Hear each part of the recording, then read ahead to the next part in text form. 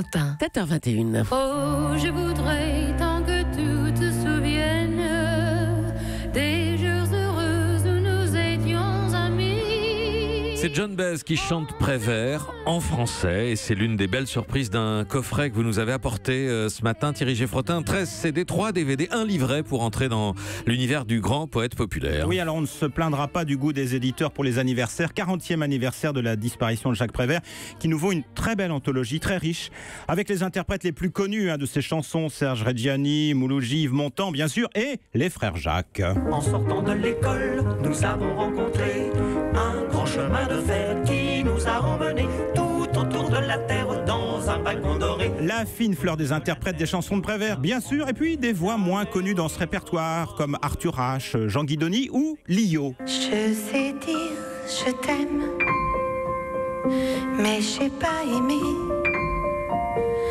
ton cœur de rubis. Qu'est-ce que j'en ai fait?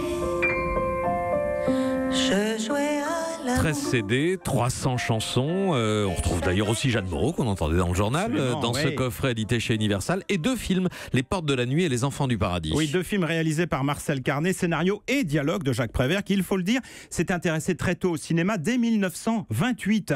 Les Enfants du Paradis sortent en 1945 avec notamment Pierre Brasseur et Arletty. Alors au revoir, Frédéric. Oh non, vous n'allez pas m'abandonner comme ça. Me laisser tout seul sur le boulevard du crime. Dites-moi au moins quand je vous reverrai. Bientôt peut-être, sait-on jamais avec le hasard. Oh, Paris est grand, vous savez. Paris est tout petit pour ceux qui s'aiment comme nous d'un aussi grand amour. Arletty avec Jules Berry. Le deuxième film de ce coffret, c'est Les Portes de la Nuit, qui ne fera pas un succès à sa sortie, mais dans lequel on peut entendre pour la première fois les feuilles mortes. Oui, on entend la mélodie dès le début du film, pendant le générique, sous une forme instrumentale. Musique signée Joseph Cosma, compositeur indissociable de Prévert.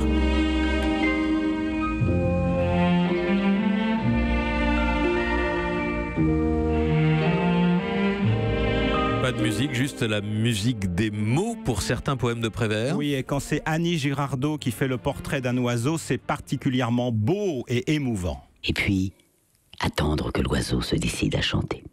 Si l'oiseau ne chante pas, c'est mauvais signe. Signe que le tableau est mauvais. Mais s'il chante, c'est bon signe.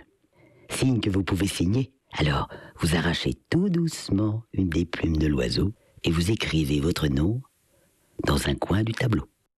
Annie Girardot lisant Prévert, extraite de cette anthologie qui paraît chez Universal. Il y a des très belles photos. Il y a notamment une photo de Jacques Prévert tout jeune, en dandy, avec un gilet. Eh bien, ça nous change en effet de l'homme à la clope, à la cigarette, tel qu'on le connaissait à la fin de sa vie. Vraiment une très belle anthologie. Coffret tiré à 3000 exemplaires, 85 €. Alors pour ceux qui veulent y consacrer un peu moins d'argent, il y a un long box chez Jacques Canetti de 2 ou 3 CD qui est beaucoup plus abordable. Est d'une certaine manière présent dans ce coffret, puisqu'il a beaucoup travaillé avec Prévert. Évidemment. Merci Thierry Geffrotin. Europe 1.